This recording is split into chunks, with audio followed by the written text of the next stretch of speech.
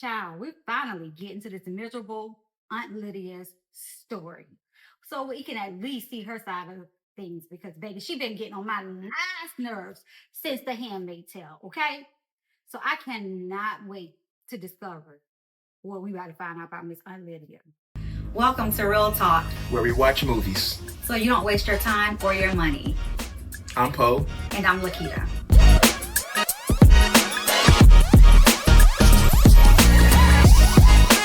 It's your girl Laketta, and I'm back with another loud yet opinionated solo rant about the Testament. So let's see what makes Aunt Lydia be so evil, tick, hurt people. Let's see what makes this old bag. Why is old bag so mean? Okay, let's just see why she mean. And I'm quite sure episode 6 is going to tell me everything I need, honey. So let's sit back, relax, go grab your wine, your tea, your water, or whatever, and let's dig right into this episode 6. Okay. So in this episode, because this is telling the story from the perspective of Aunt Lydia. She's doing the narration of this particular episode. So it's going to be a lot of flashing back. You're going to be in Gilead, then you're going to be flashing back to where it all began for her. So let's just start with the opening. So the opening, the aunts are in a room, and what they are preparing to do is to match every green girl with their potential spouse. Child, you know they're gonna be raggedy, old and raggedy, just beat the hell up, okay? But anyway, that's what they in this room doing. So the first flashback we are going to encounter is Aunt Lydia in the teacher's lounge, chopping it up with her co-workers, okay? Just chopping it up, chilling, relaxing, just being a woman, being a worker that is on break. Child, being in the teacher's lounge. I remember I used to always wonder what the teacher's lounge looked like when I was younger, of course. Girl, there wasn't nothing in there. I started realizing as I got older and you start going out into the workforce and then you have your little breaks. I'm like, this is probably what the teacher's lounge probably would look like. A damn break room with a snack machine and some microwaves to warm up your food. That's what the teacher's lounge was. So anyway, back to this testament, episode 6.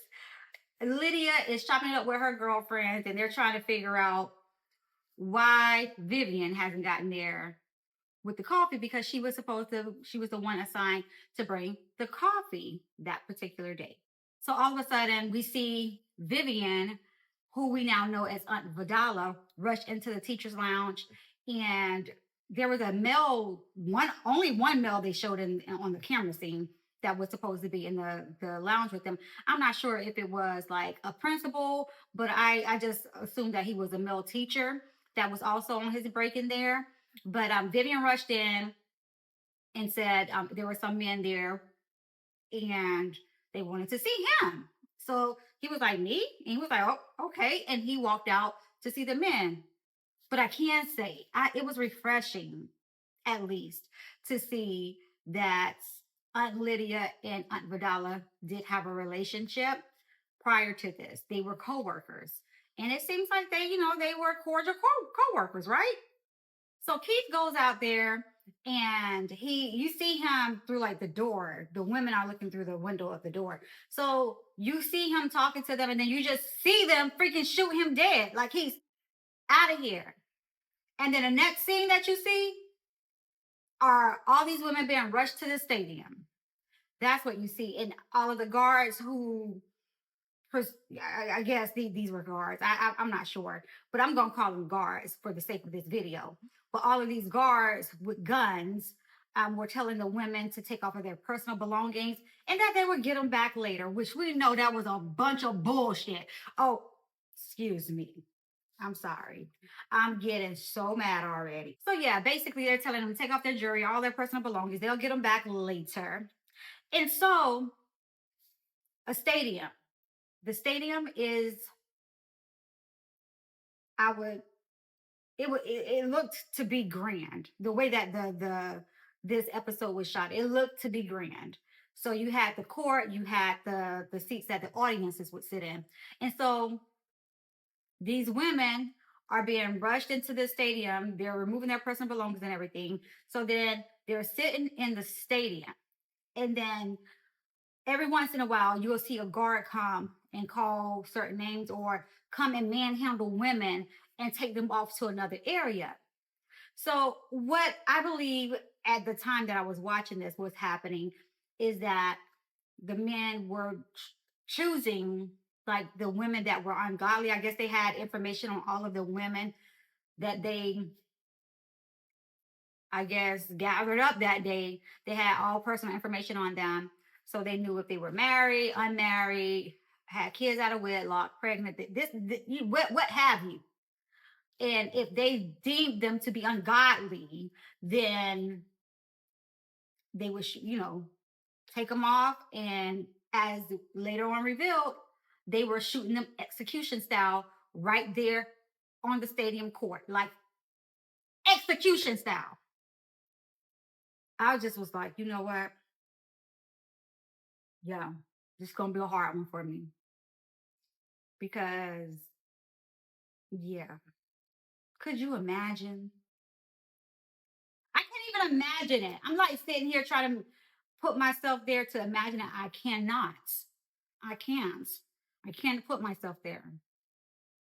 I felt like in this particular episode, I felt so like connected to it in a way of like living that experience with them.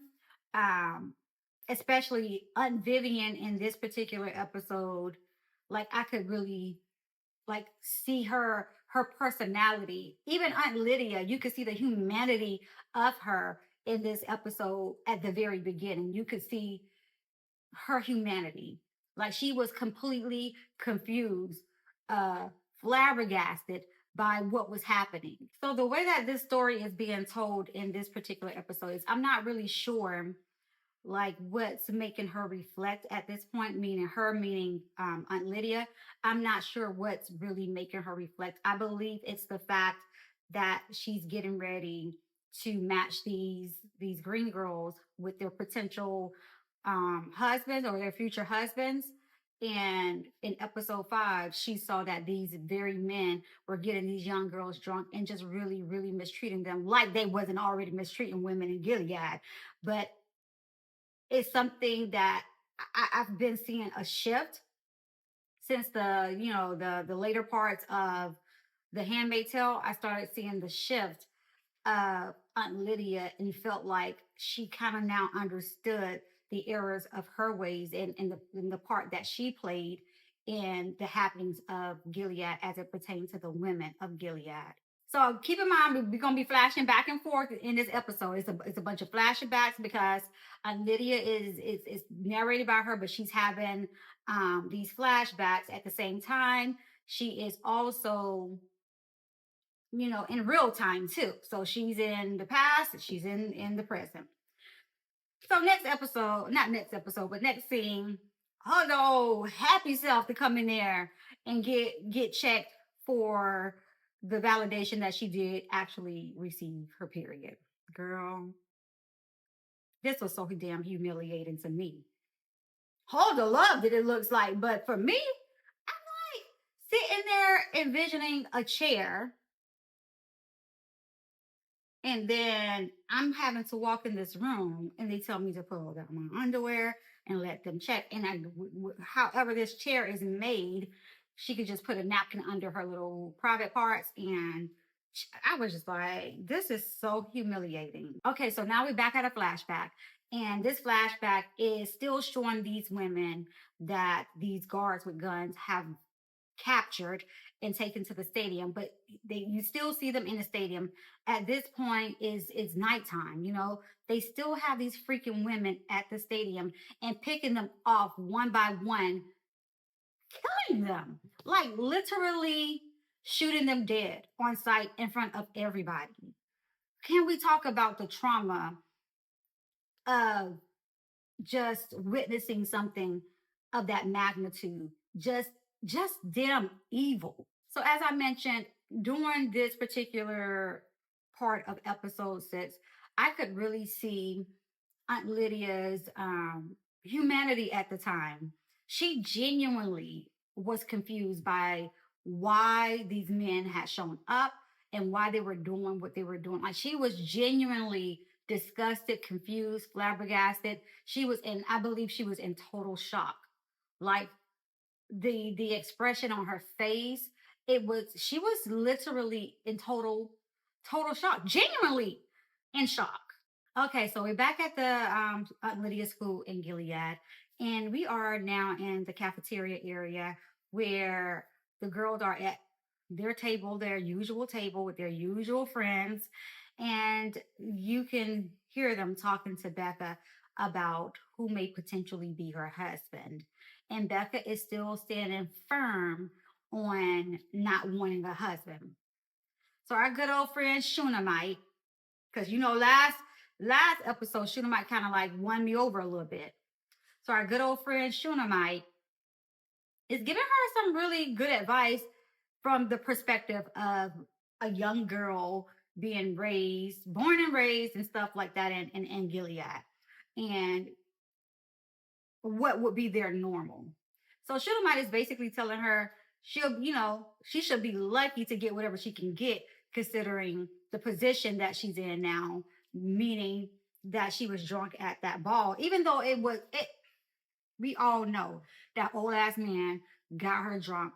But in the eyes of Gilead, in the eyes of these girls, they were trained that pretty much everything that they do it's because that happens to them is because of them, regardless of anything the men have done that would have had a hand in why they have shown up the way that they were shown up.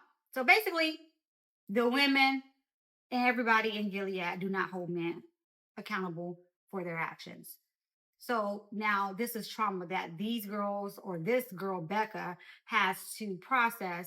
And then her friends are trying to give her advice, which in a way, like on the outside world, like where we live at, like where I'm at right now, I'd have been telling like, should my girl, like, shut the fuck up.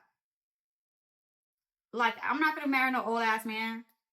And that old ass man got me drunk. The hell you talking about? But you know what? We at Gilead, so we know Becca wasn't gonna say that. So y'all remember Jehoshaphat, the one I cannot stand this little girl. I can't stand her. So she's over there just glaring at, I guess, Shunammite. And she called Shunammite a dried up prune. Oh no, she didn't call her a dried up prune. She called her a jealous prune. Oh, jealous prune. And I was just like, bitch. Why would she call her that? And I need to stop cussing, y'all. I really do. But these shows, besides my kids, these shows have made me start cursing again. And I gotta get it together. So right after she called her a jealous prune, you see Vidala come in with Hulda and announce to the girls that Hulda is officially going to be transitioning to be a green girl because she has her period. Let's congratulate her, but cut that congratulations real fast. And I was like, well, dang, you ain't gonna let them, like you let them have a whole thing for Agnes. Let Hulda have her moment.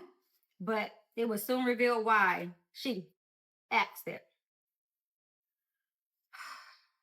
So Aunt Vidala stands behind Shunammite. As she's standing behind Shunammite, she asks Hulda, what is the punishment for, a girl that participates with violence? And so Hulda just like almost like froze. And because she already knew what was about to happen to Shunammite. Now, mind you, the reason why Shunammite is going to be freaking reprimanded is because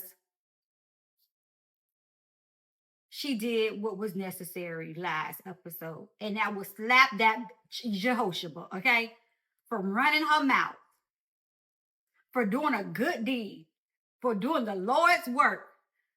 Shunammite finna be reprimanded. These aunts are so damn hypocritical because they inflict the most trauma on these girls than anybody.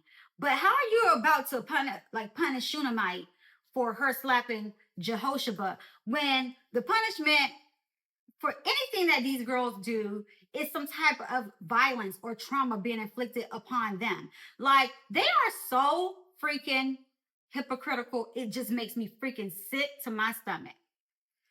So this particular scene, then Aunt Lydia comes walking down the hall as Aunt Vidala is in this cafeteria area, and she has Holder holding Shunammite's hands down and like just hitting Shunammite's hands.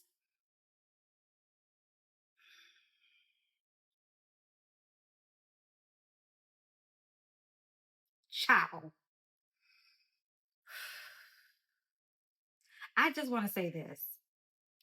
I wonder what would happen if they was not protected by Gilead. I wonder what would happen if at some point these same ants escaped Gilead along with some of these girls, and these girls handled their ass the way they should be handled. Because you remember at the end, in the later parts of the Handmaid's Tale, once June and all of them got out, and there were some aunts that also got out.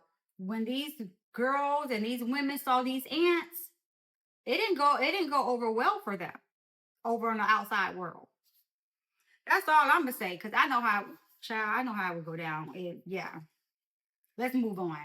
But so Aunt Lydia is walking down this hallway, and what got me was her narration about what was happening to Shunammite, but it was generalized for all of the girls. And she was saying that teaching and training these girls is like the recipe for a good steak. You gotta beat them to tenderize them.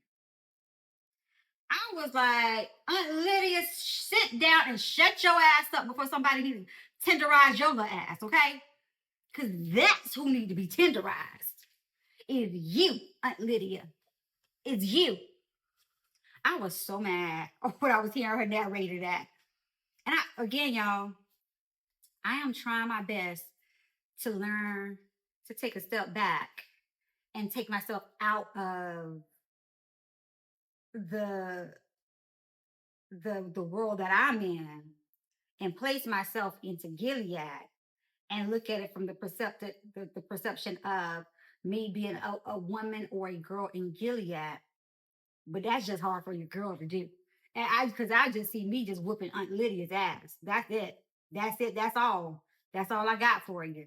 Now, what I would say to that though is that Aunt Lydia honestly was just repeating what was done to her and the other women at that stadium during her pastime. So what she's doing to these girls is basically what was done to her and the other women when they arrived in that stadium. And that is just really disheartening, you know? So we're back at another flashback, and they're still at this damn stadium. And so now the guards with guns are passing the women around a bag of bread that they each have to take a slice of bread in a bottled water. That's how they feeding them and keeping them alive at this point. And I'm just again like, yo, can you imagine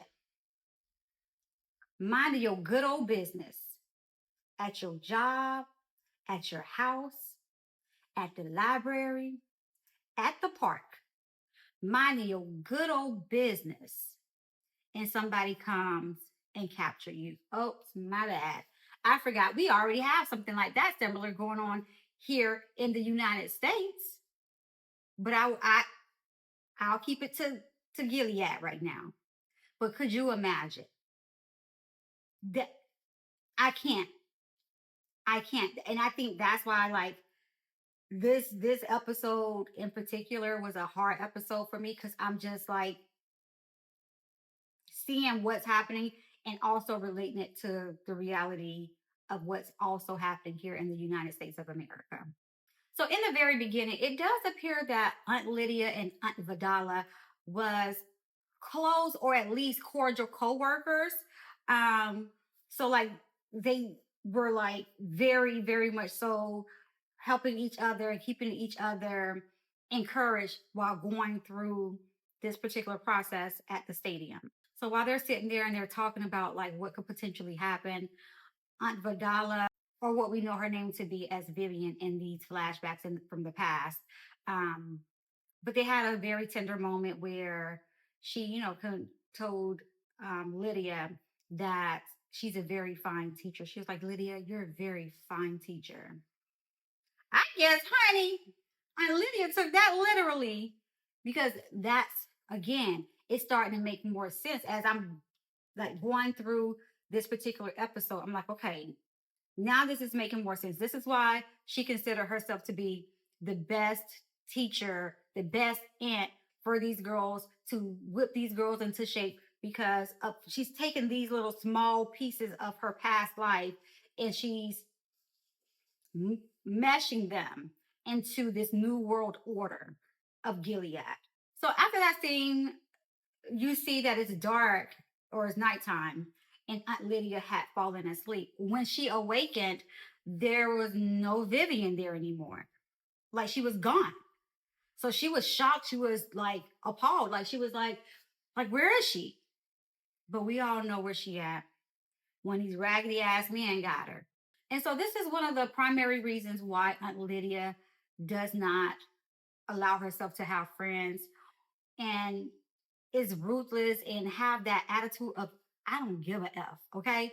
Because in her eyes, having being close to people and having friends will cause you to have an insurmountable measure of pain and trauma if something was to happen to them. So you just rather not have any friends. Okay, so we're back to a flashback, and Aunt Lydia is now back in the stadium. Along it's dark, and the soldiers with the guns, the guardians with the guns, I don't know what to call them, the bitches with the guns, the piece of shits with the guns, all of them come and roughly get her and manhandle her and takes her to see who we now know as Commander Judd. This is her very first time meeting Commander Judd ever, right? I thought when he first came and got her, I was like, oh shit, Lydia, girl, you about to die. But we all know she wasn't gonna die because of obviously she's been in the Handmaid's Tale as the aunt, and now she's here in Testaments as the aunt. But that was my first thought. So at the time that this whole scene is playing out, Lydia is narrating this episode, and what she's saying during this particular part of the episode is it's not men, misogynistic men that you need to fear. It is men that absolutely understands the power of a woman. These are the ones that you need to fear the most and be absolutely terrified of. And I say to that, bingo, because these are broken ass men that wants to have the authority or make them feel like they're some kind of god, if you will, to be able to tell women what to do, what to say, how to act, what they can eat, what type of doctors, what goes on at their doctor's office. Like they want their hand in everything concerning women because they are just broken ass pieces of shit. So Commander Judd is going through Lydia's history and I'm just still trying to figure out how did these men and these commanders get historical information on everybody. Like that's a whole nother question for a whole nother day because I need to stick to this episode. But that's what my mind was. So he's going through Aunt Lydia's history. She's sitting in a chair in front of him and he's saying, oh, I see here in your history you had an abortion. Excuse me, Aunt Lydia? You had an abortion? Anyway, so he was like, do you understand that abortions are punishable by death in the New World Order and it's retroactive? Like, what the F? Retroactive? I was like, oh shit. But my girl Lydia, she quick on her toes though. She's really quick on her toes. She was like, "Yes, I did have an abortion." And then she was like, "But I absolutely love kids. That's why I went into teaching. I love to teach. I love kids." So I was like, "Okay, Lydia, I see what you're doing." And Lydia ran game on Commander Judd, using his own beliefs right back on him, right back on him. I was just like, dang, she is really quick on her feet. She really was. So she was like, who's going to teach the girls how to be women? That's not anything that a man should concern himself with, especially if you truly want the sphere of separation between men and women. She was like, let me be the one to teach the women, the girls, how to be women. That's not anything a man should concern himself of. Mm. Ran his own damn beliefs right back on him. So now we're back in Gilead. Girl, all this flashing bats giving me whiplash, honey. So we're back in Gilead in the office with the ants that's matching the green girls with their future husbands. And Commander Judd comes in and he starts grabbing different file folders from the pile that the aunts are using to match the girls with their husbands. And so Aunt Lydia asked him, like, hey, excuse me, like, what's happening? How can I help you? And he states, like, hey, these are commanders that is not going to be in season this time because they're going to be in service fighting against Mayday, who's trying to harm Gilead. So basically, it's like these commanders are at war because they're in the fight against Mayday. So and then it jumps over to the cafeteria where the girls are sitting, and Becca, baby, she still is holding firm on not wanting no husband, honey. She was like, she could care less about a husband. She don't want one. She don't care. And so the girls are Shunammite, Agnes, Hulda. All of them are just really, really appalled by her. And I had to say, Laketta, please stay within Gilead, okay? Do not try to think about this on the outside world. Because if you keep yourself in Gilead, in the context of Gilead, I can see why these girls were so upset with Becca. Because at first I was like, okay, Becca, I'm with you, honey. I'm with you when you're right. Now, because we all know these some old dusty ass men, right? Girl, I will go and mop the ocean, okay? Before pairing me up with one of these. Anyway, so I stand in the context of Gilead. I was like, okay, so let me put myself in Agnes and Shunammite and Hulda's shoes.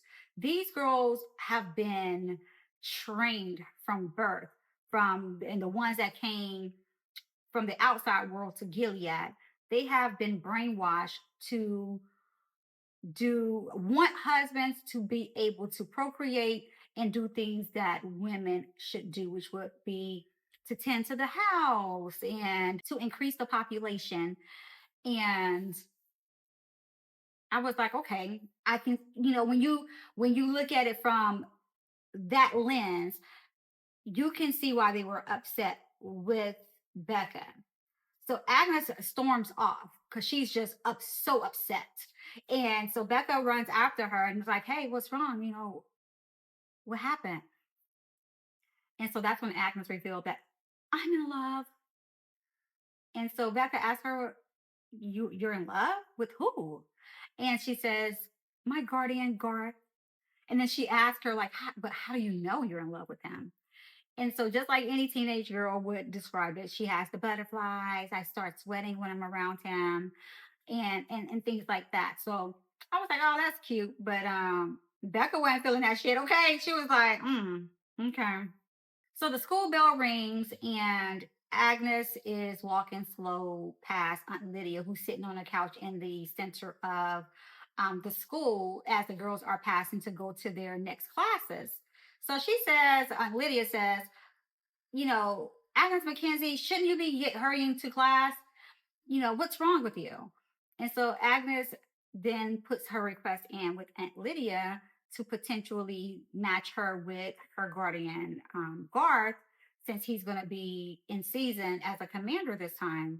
So Aunt Lydia says, I'll consider it, and told her, well, go on, hurry to class because a late girl is a difficult girl. And baby, if that didn't make me upset, so okay, now late girls are difficult girls. I mean, everything is put, women just don't get a damn break here in Gilead. Like, damn. No, I mean, no compliments at all. Yeah, I done got mad. So, baby, now we back to flashback. All this flashing back and going back and forth, baby. I know I got whiplash, okay? So if I have whiplash, I know you got whiplash too. But now we are with Commander Judd and Aunt Lydia.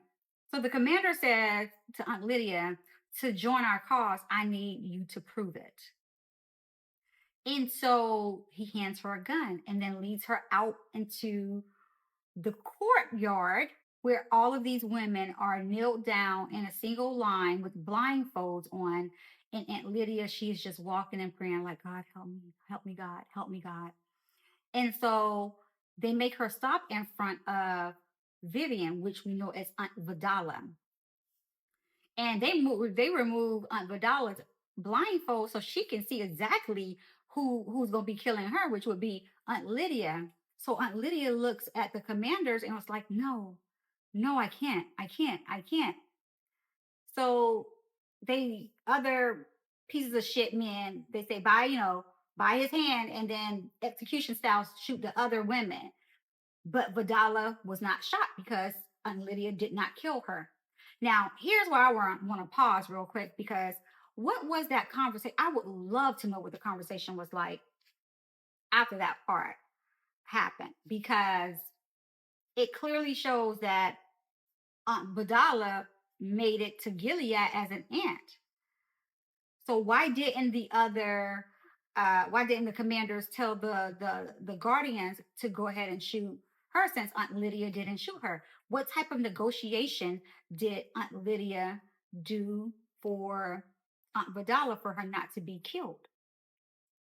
So it's like little snippets like that that kind of gives me a little bit more insight or some type of hope and relief in my spirit that maybe all this time that I've been like thinking so harshly. I'm going because I'm trying not to cuss so harshly about Aunt Lydia. Maybe the old bag is actually trying to help in some sort of way. I don't know. I'm just trying to make sense of it. Okay, that's all I'm trying to do. I'm just trying to make sense. Y'all help me make sense of what's taking place here.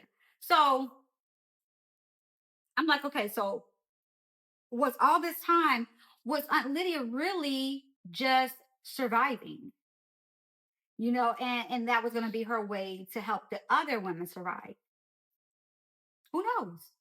So Aunt Lydia is narrating still in her flashback, and she's saying that she let go the plot of resolve and embrace the plot of survival. So again, it goes back to what I was just saying. I believe that Aunt Lydia is absolutely horrified of the things that she's done to the handmaids and she's done overall to women. But I also think this was her way of protecting women in Gilead. She had to become an ally with these men of Gilead to allow her to be the teacher of these girls to teach them how to be women in her way of protecting them. So no, you can't hit my girls. No, you can't rape you can't do all of this stuff to my girls. You can't do these type of things. It's a certain threshold you can't cross over as it pertains to these women. And I think in her own twisted, sadistic way, this was her way of sort of protecting them. So now we're back in Gilead, child, and Aunt Lydia just found out that Commander Judd's baby passed away. So she went to console him and to let him know that anything that he needs, she's there for him. Again, Aunt Lydia is playing the long game. She is still keeping that connection strong between her and Commander Judd. That way she remains an ally and he doesn't flip the script on her. So I see what she's doing. I see you, Aunt Lydia. I see what you do. So, child, back to another flashback. But this flashback I found to be rather interesting. So, Aunt Lydia was called upon to help choose the uniforms for the ants. And she chose one that would be not as comfortable as most clothes should be. But I was just like really intrigued by that. I was like, okay, so Aunt Lydia is actually here from the very, very beginning of this creation of this new world. And she had a hand in saying what these uniforms would look like. Wild. Mind blown. Now we're back in Gilead, and I see my girl Daisy is with another one of these ants, right? And the ants are, just really complimenting and commending Daisy on her transition and how she's coming along as a Pearl girl. And Daisy is, just basically accepting the compliments and thanking her. And they got on the subject of, especially it's hard when you're coming from the outside to Gilead. And the aunt kind of revealed like she was from the outside of Gilead. So do you know Daisy? That perked Daisy right on up. Daisy is like, oh, so Daisy's like, oh, so you wasn't from Gilead? You're from outside of Gilead? You're from outside of Gilead? And see, that's what's really intriguing, is because it's a lot of women in here, a lot of girls in here too, that's from the outside of Gilead. So I'm just like, I want to decipher, okay, who's really working undercover for Mayday? Who has maybe once upon a time been aligned with what was going on in Gilead, but has since changed their beliefs and now can see the destruction that is placed upon these women of Gilead. I want to be like sitting front and center when it all unfolds. Okay, like I gotta be. So y'all let me know if y'all hear about season 2 coming in. Before, if I don't say nothing before, you guys say something, y'all better tell me, because I'm gonna be real pissed off if you don't. So now the ants meet one last time before their assignment of telling the Green Girls families who they have been paired with.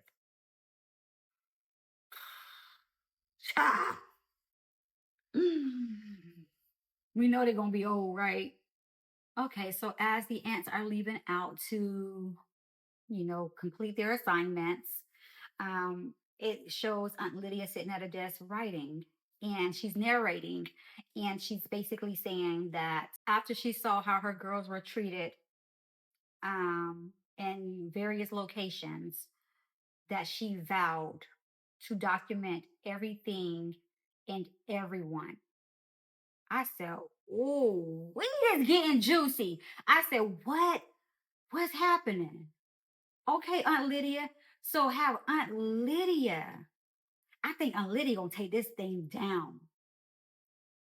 I could be wrong, but she gonna be part of this movement that I feel is about to happen. She gonna take Gilead down from the inside. I could be put completely wrong, but that's what I'm sticking with right now. So in her narration, she's basically saying, may God protect these girls because I may not be able to. So that tells me a lot. These dirty ass men. She see from the time when these girls had their ball slash prom, when these dirty men was getting them drunk and the Commander Judd wasn't really reprimanding them. Like, I completely understand and agree with Aunt Lydia. it may not be anything that these aunts can do to protect these girls. But that was the end of episode 6. So baby, this thing getting juicy. I cannot wait to watch episode 7 or to recap episode 7. I've already watched it. So I can come back with another one. So yes, my darlings, that was another loud yet opinionated solo recap slash review, however you want to look at it, of The Testaments episode 6. So until next time, keep watching your shows and keep popping your popcorn, and I will see you on another one. All right, now don't forget to subscribe, like, and comment, and let me know what part of episode 6 resonated with you the most. All right, bye.